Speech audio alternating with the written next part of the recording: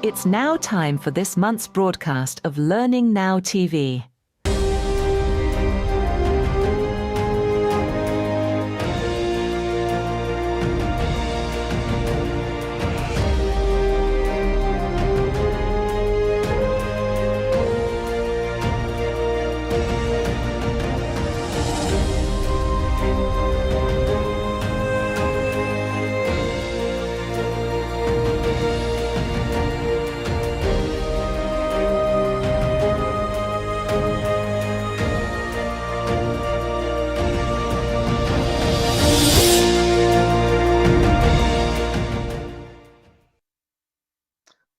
Welcome to the May edition of Learning Now TV. It is a heat wave here in the UK.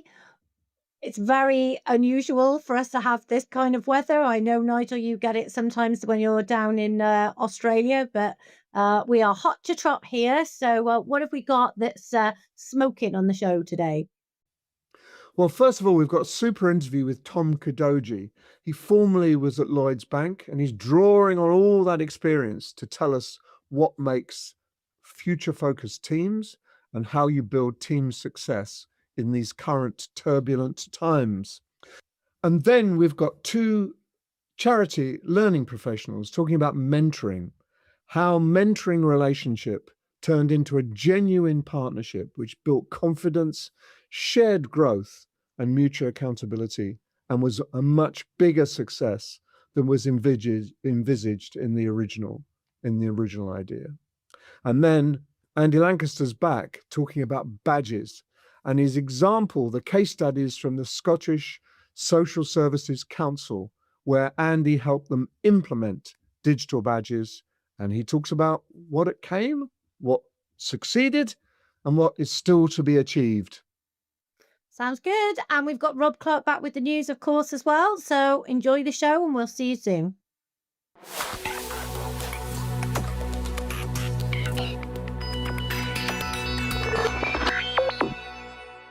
What does it really take to build a team that's ready for whatever the future holds? Well, there are a number of elements about that, and Kate pinned it down.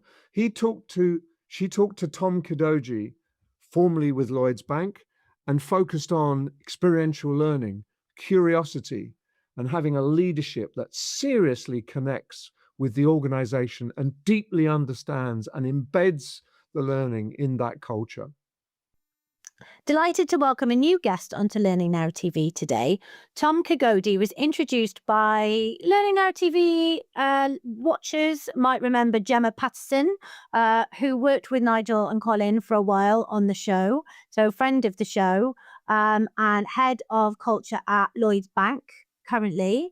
Tom joins us as founder of Spark Shift, which is a consultancy looking at the future of work and future-ready teams, which is massively undershared and underserviced as a subject and an area of interest. So welcome to the show, Tom. How are you doing? Thank you. Yeah, no, delighted to be here. And great to have the conversation. Like you say, I think, everyone's trying to tackle how to create the kind of teams that we need in the future. And the future that we're heading into is so different to where we've come from. So, we've got that kind of rise of disruption, the evolution of tech, the way that organizations operate in, lots of change. So it's about creating that kind of environment for people to feel comfortable with that, but also have some fun whilst they're going through that process as well, because change doesn't have to be scary. There's lots of opportunities in it too. So great to be having the conversation. Oh, thank you very much. So tell us a bit about your background and kind of what's led you to start Spark Shift. Yeah, sure. So my story's quite interesting, right? So I kind of I'd probably describe it in 3 chapters. And where I met Gemma was at Lloyds Banking Group, and it sort of had 3 chapters there really. So the first sort of 5 years of my time there, I started as a cashier down in the southwest in Devon.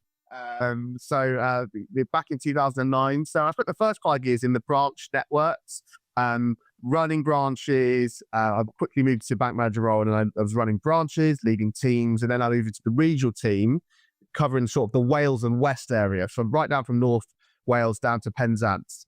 Yeah, see the cheer there. So that was kind of a lot of that was coaching bank managers, leadership teams, service performance, customer experience, and leading large teams.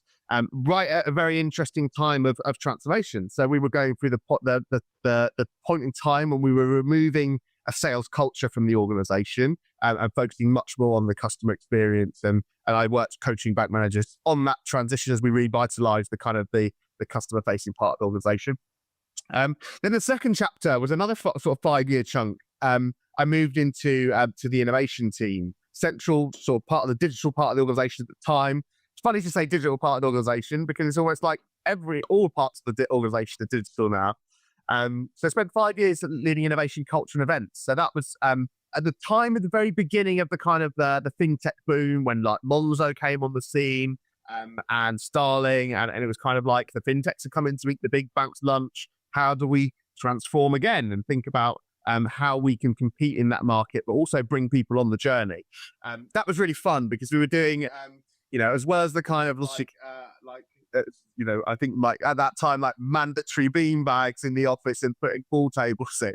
What we were doing was looking at how do we create learning experiences that enable people to work differently, introduce agile concepts. So brought in the first sort of hackathon concepts and really bringing people on that kind of journey to think differently and sort of solve problems in a different way.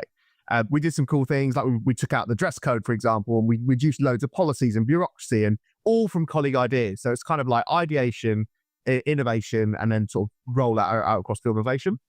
And then the final chapter, in that time when I was in innovation, I became kind of obsessed with how we work, how we can have more fun over at work. And I met Bruce Daisley, and it was at the time that he'd launched a new work manifesto, and we tested that in the team, and then supported the book launch of The Joy of Work. So I kind of became obsessed with like making better workplaces. And it was just around that time I started to explore some of the concept of like Microsoft Teams. And it was almost like 2019, people were looking at me like, what are you talking about asynchronous working for? And then of course 2020 hit, and everyone then was like really interested in how we work and that kind of evolving ways of working. And that was the time that I moved into my sort of final chapter at Lloyd's, which was in the HR people and places team. So supporting the kind of the transformation that we needed, the COVID response, first of all. So what does that look like and how do we come back better, but also bring colleagues along that journey? And then designing the hybrid approach, looking at our workforce makeup and what they needed, building better offices. And then sort of the final sort of 3 years of that 5-year chapter, I was working directly with the Chief People and Places Officer on our transformation story. So how do we transform the organization, link it to the strategy, and get us ready for the future? So that was kind of the final chapter. And I got to the point where I was sort of going through these phases of transformation. Each chapter had like a different phase of transformation. And I just thought, actually, I've been in one place for such a long time. And I feel like I want to go and work with more people that are tackling this now, particularly at a time when, this kind of ongoing, I kind of realized, like, I've done 3 transformations here now. So actually, this isn't kind of really going away. And we need to almost flip the script, which is where the concept of kind of evolution came for me, because I thought, look, we may be out of a pandemic at the time when I was finishing up in Lloyd's, but actually there's so much disruption coming from all angles. We see geopolitical, we see climate, we see tech. So actually, how can I bring sort of what I've done and take it to work with more organizations that are kind of thinking about how do we evolve for the future? And then I set up SparkShift, and here I am today. So working with leaders, primarily in the kind of L&D people space, to think about how can we help teams to collaborate, lead, and work better together in this new, and it's all through kind of experiential learning and immersive sprints where actually show you can deliver change quite quickly with your own people and build advocacy in that as well. So the sprints and the learning experiences is how that plays out. So yeah, Fantastic. really fun to be out exploring the wider world. And I mean, there's so much in there, Tom. And I would say the chief people officer that you mentioned is Sharon Doherty. If you could follow her on LinkedIn, highly recommend. She's really, kind of pushes the boundaries, very fearless, and Amazing inspirational leader. leader, I Yeah. would say.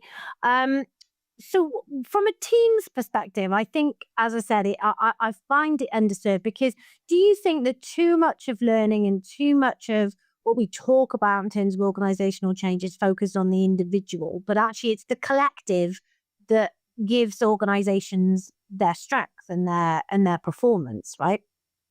Absolutely. And I think there's got to be both, right? So there's a level of sort of and so the way I think about how that we deliver the best change is through co-creation, and that co-creation is best when you've got a real mix of people delivering it, because you've got the diversity of thought that's coming into that.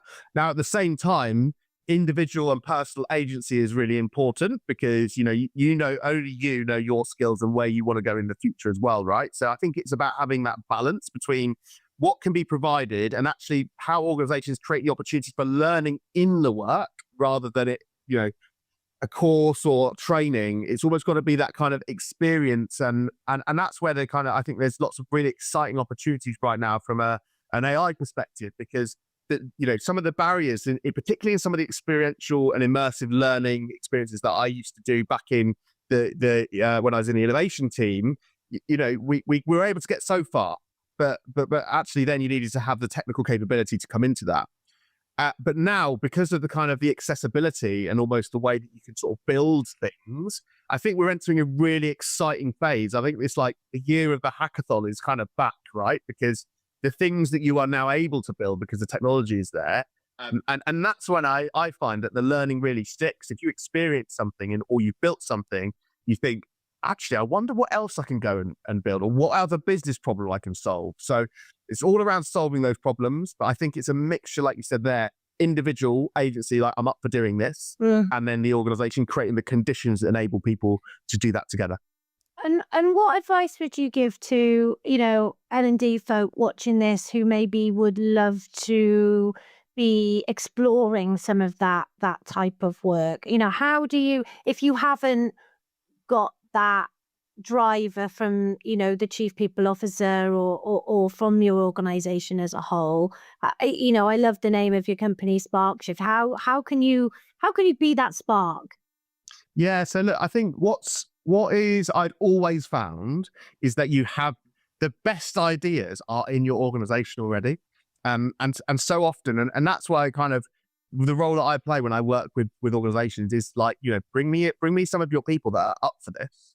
Bring us a challenge, and we will find a way to solve that challenge at pace, as well as deliver capability uplift through ways of working. So the thing that I would say is, like, look out for your people that are curious. Like the kind of that curiosity is going to be such a critical skill.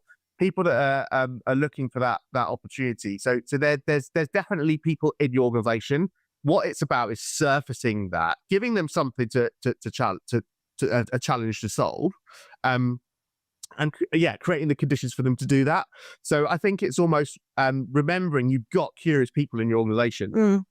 It's about how you surface and give them the opportunity, because you'll be surprised, like when you're able to push some of those big business challenges that you might have in the boardroom. Like I always talk about like the top floor and the shop floor, and they should both be as close to each other in terms of the feedback loops.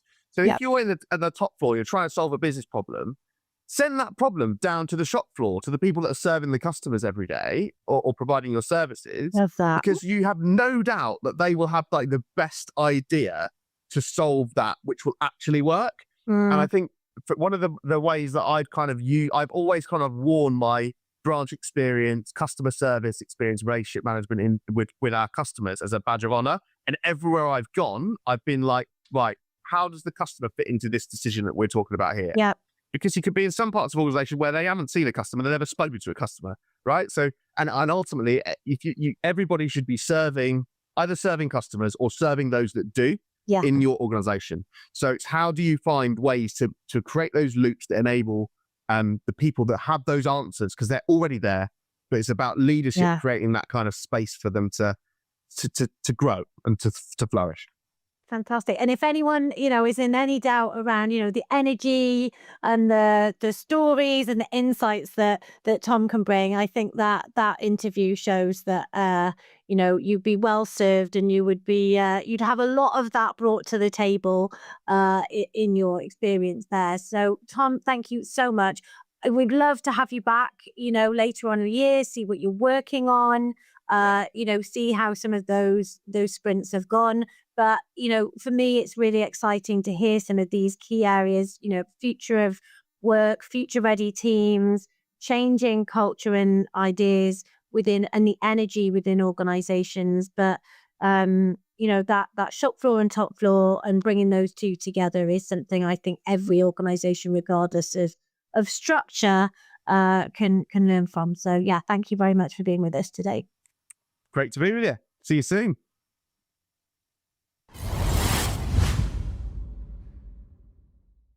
May has been the hottest month of the year so far, and the news is no different to the weather. Rob Clark is back as ever with all of the insider gossip, the insider views. You heard it here first. And I saw him. Yeah, he was at Learning Technologies, wandering around with his camera and crew and popping the question to as many people as he could find. So, as usual, really useful job capturing instant feedback, instant information from participants and speakers. And he's done a great job, as always. Well done, Rob. AI is moving from potential to practical, but that shift is exposing gaps, capability, governance, trust. Learning teams are under pressure to reskill everyone and prove impact while they do it. There's still a disconnect between what technology promises and what organisations can actually implement. That's the backdrop here at Learning Technologies 2026. What matters to L&D right now is getting ready for the future. Sounds vague, but it's very concrete. AI is changing the way we do work, and we have to be ready for it. Conversational AI and how it's fundamentally changing our relationship to learning with technology. We're moving into a world where not everything is going to be a course, and that's a fundamental shift. We're going to be embracing the AI tutor, that layer, and that's how we'll interact with learning. We're also seeing the importance of the before and the after of learning. So in the past, we've always really focused on sort of that event of learning. That's where L&D Tech has focused. We're seeing technologies and functionalities come in from the beginning and come in from the end in a really big way. That's where most of the growth has been. So things like assessment and skills are popping up on the front end. And on the back end, you have analytics and measurement and performance tracking. So we're looking at vendors looking at the entire cycle rather than just at a learning event, and trying to get the entire cycle into the types of technology they can provide. Vendors are really starting to sort of understand that their strategies need to change. That just the software licensing model or just the content subscription model is not going to be sufficient for future growth. So there's a lot of sort of early stages of experimentation and exploration of what's our role in the future. AI is changing how they think about learning, and what they really want is someone to hold their hand and say, this is a vision, this is how we see it changing, and to be the partner for this next wave of innovation that's coming through that AI is generating. It's moving past pilots now. It's a proof of how can you drive real business impact, or how can you do this initiative at scale. Customers are looking to see evidence that people are actually getting better at their jobs, that the training and learning is having an impact. The way that comes across, I think, is a lot of requests for diagnostics and assessments. Today they want demonstrated ROI more than ever. So 2-3 years ago, they were very focusing on fancy object. We see kind of budget restriction, and now they really focus on proven ROI. Huge trends that we're starting to see specifically around business outcomes. I don't just want to roll out my learning. How do I make it land? How do I report on it? If we don't understand how the learning and the training that we're providing is actually moving our business forward, it's going to be a very difficult conversation to have. And so it's very important that we start to help our customers tell that story around how the training that they do is driving performance. I think a lot of companies have tried this kind of large nebulous approach to skills with big, heavy taxonomies and very long implementation times. And I don't sense that a lot of organizations have reaped a lot of value from that. I see that is going to be morphing and evolving into something that is going to be faster to implement and more meaningful for the individual employee. In that mid-market space, they don't have big HR teams typically, so they're using the AI-driven skills taxonomy to map that to the content, to really reduce the time to map content to skills. That really enables L&D to not only deliver that, but then obviously track on the back end what impact that's having on the business objectives themselves. We used to have in the past job description that shows either technical skills or more human skills, but now every job seems to have a 50-50 balance between human and technical skills. Because if you're an engineer, you need to step up and offer human capabilities for collaboration, sharing, communication.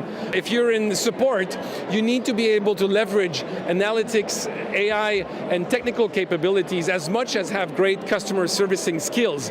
Things that customers are coming to us, there's probably change. So disconnected tools, so there's lots of tech out there, and it's making sure they're all integrated. It's maybe not the most sexy thing people talk about, but it applies that context to learning, and without it, there's lots of disparate tools for different things, and it's hard to scale. Utilising AI with purpose, so it's not about the shiny toys, it's not about, hey, check out the latest gadgets. We're working deeply with our customers and making sure that the features that we release are of use, beneficial, add value, and there's two things that we really want to help learning and development teams with: influence and impact. L&D teams are now coming closer to the people teams and just executing as a team together. Customers are absolutely asking for that integrated workflow and just want a system where you can just log in once, run your workflows. So customers are asking for things like a skills-based organization. They want to know how to develop the skills, but also they want to know things like, how do I do things well? How do I do things deeply that are going to last over the next 3 or 4 years, and not just something that's hype or make an impact for a short amount of time? Customers are trying to decide, do I just use Claude or ChatGPT to do this? After a while, they realize that actually there's more to it than just the LLM itself, and they need to have the right infrastructure to make this fit. So I think what customers are asking for is help. Where we're seeing a real shift is when the organizations are re-envisioning the work that they're doing, integrating AI into it intelligently, and then having the humans wrap around that, bringing their wisdom. Last year they were like, where is the AI? And now they ask more about how we can use AI to do our work more efficiently. My company's OpenLMS is really concerned about is data sovereignty and data quality that can feed into LLMs and can actually produce relevant AI. What we find is a lot of people coming to us confused about AI. They don't know what to focus on. They don't know how to build an AI upskilling strategy for their teams. They know they have to deliver something. They're getting pressure from their board, from their CEO, their CTO, and they don't know how to really get started with it and actually get a return on investment with it. There's a bit of a blocker around AI as a technical skill. It's not. You're adopting more sort of operational skills. And I think L&D are the enablers that are going to support organizations through that journey and help people within their businesses really adopt it confidently, safely and securely. We want to completely automate and remove all administrative tasks. We want to allow humans, L&D, enablement teams to do the most impactful work. Everything I've heard today and this week so far has been meeting learners where they are, in the flow of work. For accessibility purposes, how do we make it more learner-centric? Now we have more tools than ever before. It's easier to create content. It's easier to translate that content. So we have more things to manage across our ecosystems. The biggest pain point is increasing user engagement, and to do that we need to achieve personalized learning. So ensuring the user wants to log into the tools because it's going to provide them content that's already adapted to who they are, what their skills are, and what their job role is, and what skill level they want to achieve. I see a lot of companies creating inefficiency by creating so much noise that nobody can really cope with it. I believe the main challenge for organizations will be to really switch from AI enabling, which is just dumping stuff, to being native AI somehow. That's a large task for transformation for L&D. A lot of organizations that we're working with right now are saying we're really struggling with AI adoption. And what we're saying is, have you thought about the human element of it? You need to activate AI adoption, not in a tech lens, but in a people lens.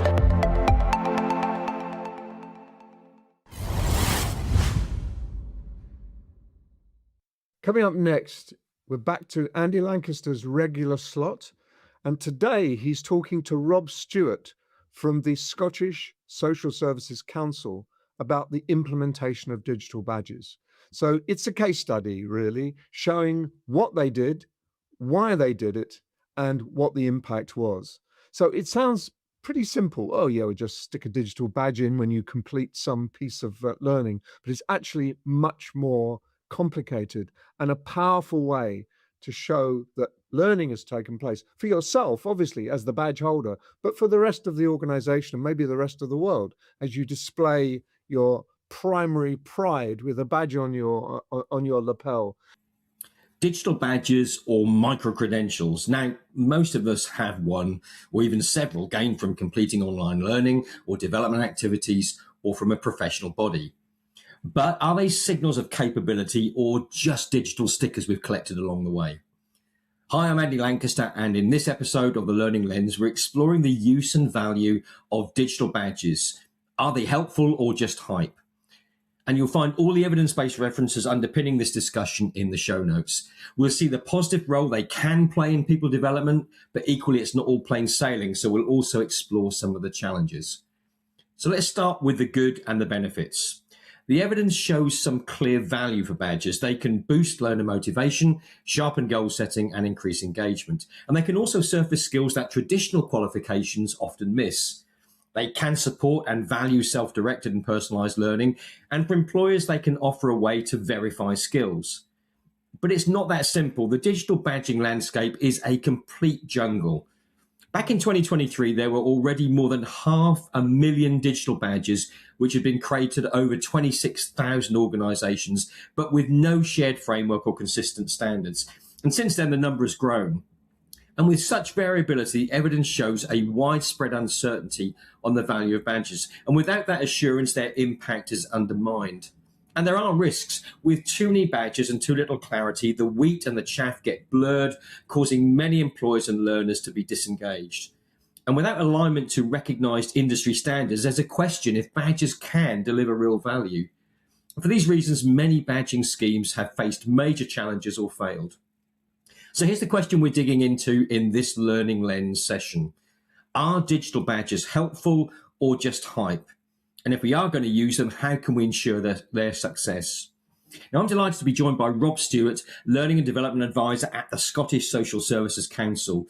Now, Rob has led an award-winning badging approach that's shifted practice across a whole sector. And he's someone whose practice and insights I value, particularly around digital badging. He's also the power behind the Digiality blog, a go-to online space for ideas, experiments, and practical thinking on digital learning. So I'm delighted to be joined by Rob Stewart, Learning and Development Advisor at the Scottish Social Services Council. Now, Rob has led an award-winning and innovative badging approach that's genuinely shifted practice across a whole sector. And he's someone whose practice and insights I value, particularly around digital badging. And he's also the power behind Digiality. Do you know, Rob, I can't say this, Digiality blog. But we want people to find you. So it's the Digiality blog, which is a go-to online space for ideas, experiments, and practical thinking on digital learning. So, Rob, welcome to the Learning Lens. Oh, thank you for having me. So let's get into it, the power and pitfalls of digital badging. Now, Rob, give us a sense of the Scottish Social Services Council and your role there, and take us back right to the beginning when you first introduced digital badges. What problem were you actually trying to solve? Well, the Scottish Social Services Council is the regulator for social work, social care and children and young people workforce in Scotland. We have about 173,000 registrants. And I joined the Learning Technology team, as it was known back in 2014, with a specific role to look at ways of encouraging people to record their learning. And Open Badges was part of that. So all registrants are expected to keep a record of their continuous professional development. And when we were sampling these, we found that occasionally they were backdated. People had been asked to provide a record of their learning over the 3 years or 4 years of their registration. And rather than keep that record as they went, they had filled it in a couple of days before they were due to submit it. So it wasn't really working as a proper record, a living record of continuous learning. So we were looking at ways to help people capture learning as they went, and think about what they're going to do differently in their practice as a result of the learning. And open badges were one of 3 options we looked at alongside e-portfolios and physical learning journals. And I have to be honest, we didn't take open badges seriously at the time. We felt they were maybe a little bit childish and they wouldn't be well received by the sector. And I think that would, for those listening in, that would be a similar sentiment, I think, as well. You know, and I've worked around e-portfolios, but this kind of badge thing, as we'll see, has got real pros and cons around it. So for someone right at the beginning of it, just chatting here, for someone listening in, how do they spot whether badges are a powerful solution for them based on your experiences?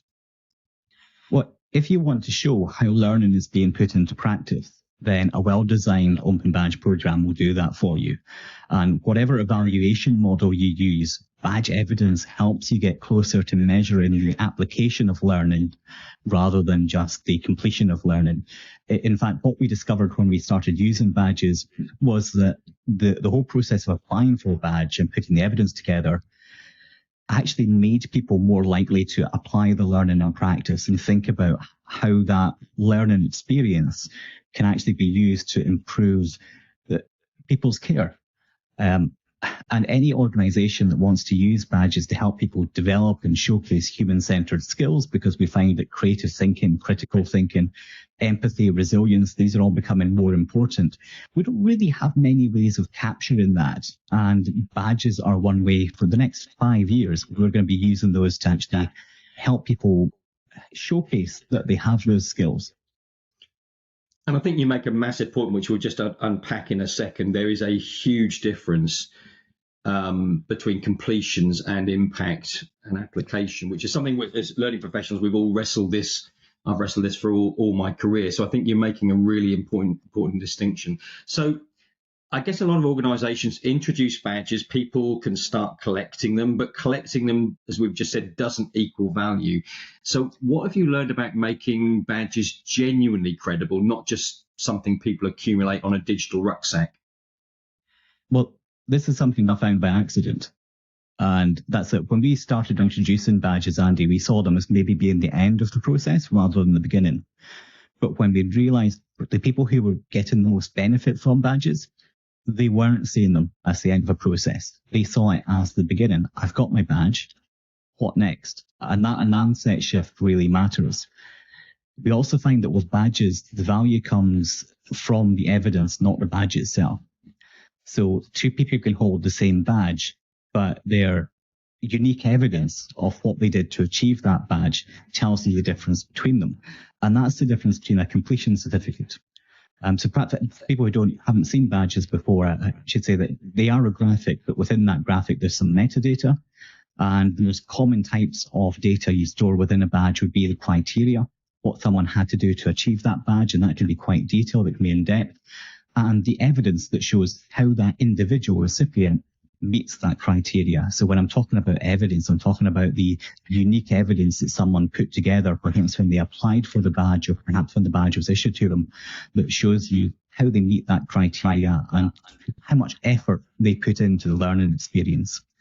But for that to work, the evidence has to be unique to the recipient. It can either be submitted by them or they could be nominated by someone, but that evidence needs to be there.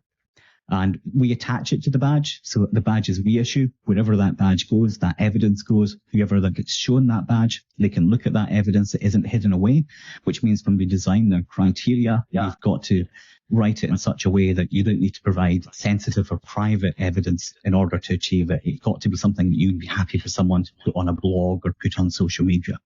And the Open Badges standard makes it possible for you to kind of wrap all of that criteria and evidence into one thing. So you've got richer data than you would get with a certificate alone. For any badge to be valuable, you've got to consider who it benefits. And there are 3 people involved in any open badge. One is the organization or the individual who issues that badge.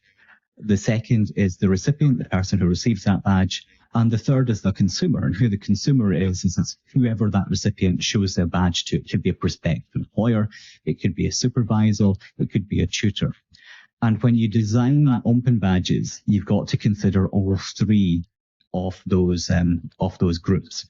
And for it to have the most benefit, we need to think about the long-term and short-term value to each of those, to the issuer, to the recipient, and to the consumer.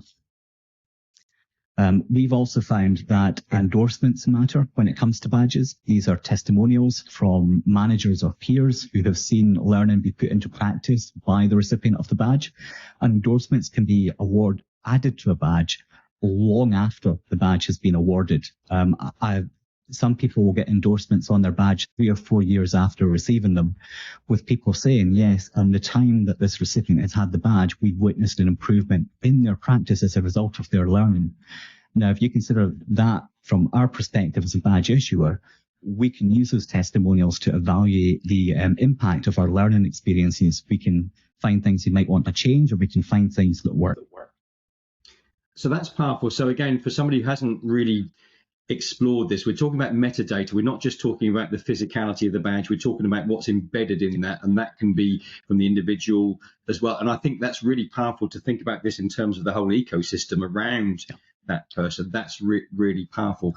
Now, I guess a question I'd ask is it's a powerful shift in your approach, moving from beyond completion to skills evidence and seeing this as part of a journey. So that's great, but it can feel like an awful lot of effort for staff. So how do you make evidence meaningful without it being a real burden for people?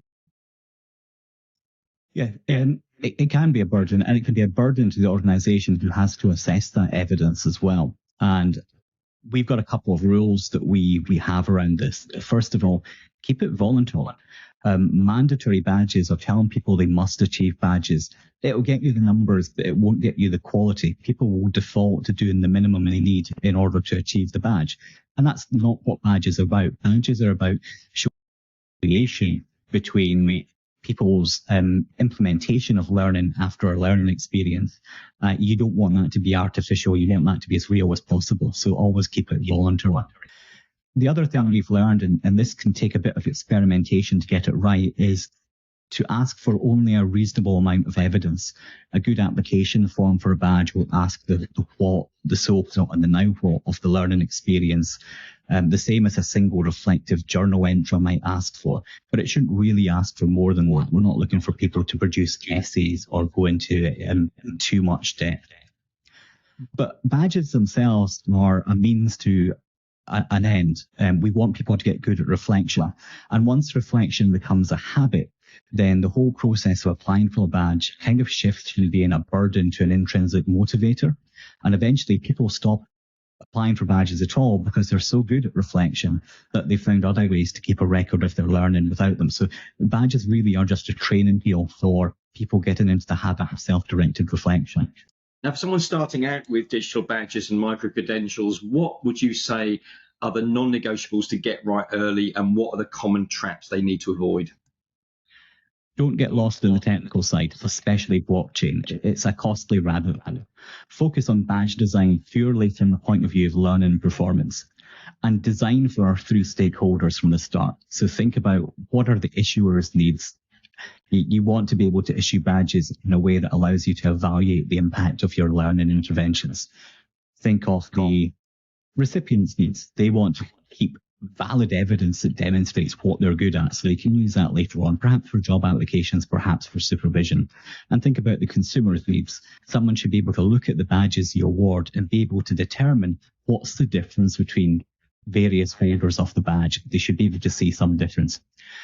But when you get started, use a backwards design process for creating your badges. Think about what real impact you want in the real world, and then work back to what criteria you need to help people to get there. But require evidence from the learners before you award those badges, and where you can, assess that evidence so that you know it's of good quality. Rob, thanks for your brilliant insights on digital badging. And I know people can find you online and can look at the whole portfolio of what you're up to if they go for Scottish Social Services Council. So thanks for joining us today on The Learning Lens. For those of you listening in, some brilliant insights around digital badging. No, thank you for having me. Great to have you.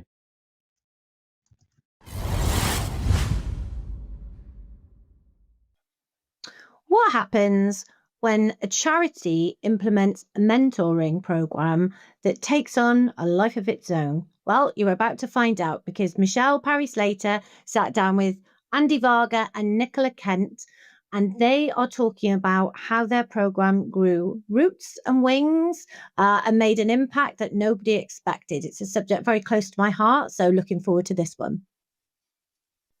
It's good to be back on Learning Now TV, talking to you from a very special couple of guests today. Not only with our sponsor, the Charity Learning Consortium, but also with their sister organisation, the Charity Mentoring Network. We're going to hear about mentoring when often we hear about coaching. It isn't usual to hear that much about the other end of that spectrum. If you think about coaching at one end, asking questions, and mentoring at the other end, actually having conversation. And so I really want to dig into what's been going on for these two beautiful guests today as they talk to us about being members of the Charity Mentoring Network. I'm going to come first to our guest, Nicola, and then I'll move over to our guest, Andy, and they'll be able to introduce themselves and then just talk about how they've got involved in mentoring. So, Nicola, who are you? What do you do? What role have you got in what organisation? Hi there. Yeah. So my name's Nicola Kent, and I am the head of organisational development at the charity YMCA St Paul's Group. And as head of OD there, what sort of things do you get involved in? Okay, so I have a very varied role. So I'm involved in staff development related to the performance review or appraisal process. So constantly looking for development opportunities for staff and training opportunities. Also engagement, staff wellbeing, have championed our project of becoming a great place to work, which has happened for the second year running. We've hit a place in the top 100 best workplaces for UK. So are you kind of end to end when it comes to the employee experience? Yeah, so I touch upon recruitment, so recruiting to our values-based recruitment, and our competencies, our behaviours. Also our branding, obviously being a great place to work is a key part of our branding for the charity to promote. Then all through the induction for employees, making sure they have the right development opportunities, through to reviewing their performance in performance reviews. And, you know, the experience that they have, reviewing the benefits package currently is something I'm doing, and also looking at our ways of working in terms of supporting well-being, but also productivity at the same time. It sounds to me like you are a very busy human. I'm curious to know why mentoring? Why would you get involved in giving away extra discretionary time when you're looking after the entire employee life cycle for your charity? Good question. I did ask myself that, but I'm somebody who really likes to, walk the talk. And I thought that the charity mentoring tool was an absolutely fabulous tool, a low-cost initiative that we can roll out to many of our staff. We're spread across 40 locations, very accessible, and another great opportunity for staff development, and low cost. Obviously, we have to be mindful of cost implications as a charity. And I thought, right, I really want to give something back here. I've got quite a bit of experience as a senior person within an organization, and I'd love to share that with somebody else. So yeah, modeling, using the tooling, using this as a development opportunity. And my approach was, yes, I might be somebody senior, but I'm going to come at it very open-minded, because I will learn something from everyone, whoever they are and whichever organization they work for and whatever their level of role. So that was very much my approach. And I'm so pleased that I did engage with the program, and I found Andy, who's been an absolutely fabulous mentee. But I would say that we're more learning partners. We have a flow of learning, we have an exchange of learning, and it's a very balanced mentoring relationship, I believe, and I feel. And yeah, that's very important to me, that we both learn something, and we both get energized and fired up. We share challenges, we use it as a safe space to actually work through some challenges and have identification where we might struggle with engagement with certain development opportunities, and, to work through our challenges. That way we don't feel alone. We can share our experience, and we get tips and tools from one another on how to take things forward. Well, it just sounds like a delightful relationship, and I've certainly loved getting to know both of you before we were recording, and the energy from you. Many people would be put off from asking or finding a mentor because you want to speak to somebody senior. You want to speak to somebody who has got the experience. That's kind of the point, that you're spending time with somebody who can share their war stories and their experiences and their, don't do it like me because it went wrong, but also why don't you try it that way? So this is the difference with coaching. Whereas, you're asking questions and believing the questions and the answers are within. Whereas mentoring, you're having the shared experience. So, Andy, tell us a little bit about you and the organization that you're with, and how did it feel like getting involved in mentoring? Because I really want to encourage people who are watching this to have the energy that you have in order to really learn from each other. So tell me a little bit about yourself. Thank you. So my name is Andy, and I'm a learning and development partner at WWF UK, another charity organization. And I support individuals, teams, and departments at that organization level. I provide support at the organization, and I really champion making sure that we have resources and experiences available to everyone. So it's accessible and open, not just exclusively for certain levels. So when I came across just over a year ago, Charity Mentoring Network, I really loved what the platform could offer. And I'm somebody who looks after end-to-end what I do. So I really need something that gives the resources, but also has gives the ability to find the matches easily and reduces my time to spend on it, and really learn about mentoring skill as well. So it's a wide range of opportunities in there. So when I came across it, I was sold straight away, and I love to, when I stand behind something, I want to experience it. So I signed up, and I set out to find myself a mentor and a mentee as well, because I think for me, truly, that's how I can really champion. And as you said, it's a bit scary because you're stepping outside of your comfort zone. And I think sometimes at certain level as well, because I'm in learning and development, I expect my expectations are high, not just to others, but for myself as well. So it is a scary opportunity, but I'm so glad that I reached out to Nicola, and originally set out because she's in organizational development. I was looking to how I can get the advice and the support of maybe seeing that as my next career step and what I can do. But as our relationship as we started on that relationship over a year ago now, we soon realized how much we have in common. So we decided to approach it more as a non-traditional mentoring relationship. So I think it was so important for me, as I discovered soon after the start, is how it created that safe space for me when I could really be myself. I always felt supported, and she really helped me see things in a really positive view, and made me feel really proud of what my achievements were. And I think as we built the rapport and the trust between ourselves, I was also got the courage, and my confidence improved, and I also challenged Nicola back as well. So we soon became accountability partners, and not just supporting each other and learning through the experiences, but we started sharing these experiences. So we did Squiggly Career Sprints together, the Charity Bond program.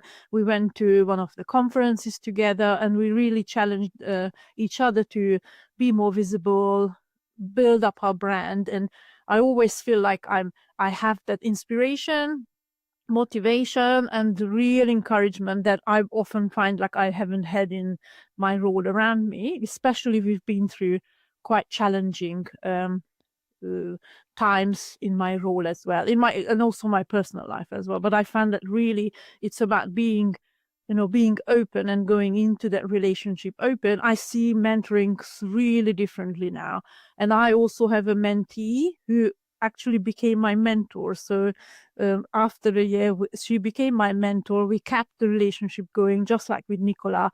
And I had a request from another mentee just the other day, and I was so excited that I can share, almost like pass it on to somebody else. So it's I think it's really, I always talk about mentoring relationships and not more the mentor-mentee. And I think it's so enriching for both of us.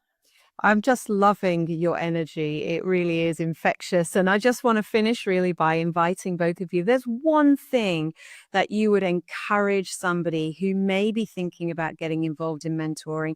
Kind of what is that golden nugget? What's the thing that you take away every time? Can I come to you, Nicola? What's the one thing that you would encourage somebody else with mentoring? So yeah, I'd say, just go for it. And from the mental perspective, be open-minded. We're going to learn something from everyone. We had to start somewhere. So remember that when you're engaging in the relationship, you're going to learn something from this too, definitely. And you're going to learn things about yourself. I mean, it really helped me with my confidence and my imposter syndrome. So yeah, see it as embrace it as a learning opportunity for yourself as well as for the mentee. Thank you. And Andy, how about you? Overcome that fear, take one step and reach out to the person and have an initial conversation. Perfect. Okay. Well, we can't let this go without saying congratulations on your award. Do you want to hold up your award for our Learning Now TV viewers? So Andy won an award from the Charity Learning Consortium. And what was it for? For excellence in mentoring. Well, I'm not surprised. I'm not surprised at all. Until next time on Learning Now TV, I am very happy to encourage all of you to reach out and get yourself a mentor.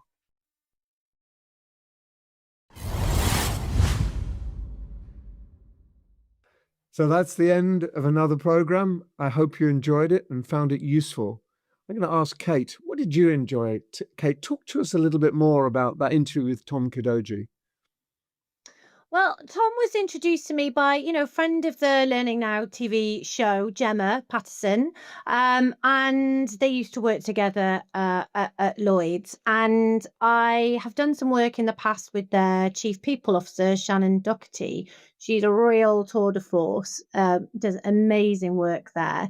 And so when I met Tom, I knew I wanted to dig into some of the work that he'd done there. And I love the fact that he had that journey up from kind of frontline in the bank all the way through to, that office of the Chief People Officer, and really setting, the culture and how they go about their employee engagement, how they think about retention, how they think about succession, all of those things, but having had that lived experience and that journey through. And then I think what we see with some ambitious programs in other organizations is that they can fall apart on the basics. So, people don't get taken along on that journey, or they maybe bring in external consultants that haven't got those frames of reference, and you're not talking to people who are on the front line. So I just think it's a really important niche. And when we think about AI and all of the technology, kind of the opportunity that we've got with all of that, we still need those human building blocks underneath. Yeah, I'm just going to say the anchoring in the culture, that he knows the organization, not just in theory, not just because he can apply L&D models, but because he really understands what the population needs. And that culture drives his attitude and drives his practice, which is very important. Sorry to interrupt you, Kate. And then I think it's about, no, it's fine. And I think it's about the discovery piece then, for him to be able to go into other organizations and ask those questions. And I think we could all do a better job of that when we're trying to understand, what is it that people need? What is it that people want? What is going to help them move the needle in doing their job better? That's a really good takeaway for all of us, I think. I agree with you. I think it's incredibly important, and it should be part of everybody's practice, but sadly it isn't. So that's a really good object lesson on both those fronts, both on the way he approaches his work in Lloyd's and what he actually does in terms of building better teams, more successful teams. So yeah, good interview. Well done, Kate. Thank you. Kate, anything going on? Yeah, anything going on? Surely there must be. Tell us. There is, Nigel, but we are coming to that tail end of silly season where events are concerned. So in June, we have on the 10th and 11th is the CIPD's annual Festival of Work.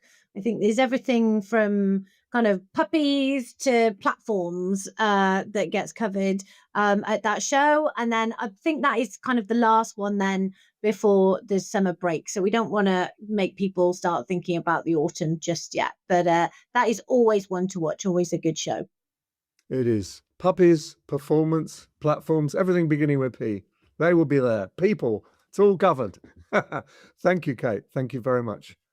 And we'll be back next month, won't we, Kate? And it's June the 25th. Pencil it in your diary, and we'll see you then. See you then.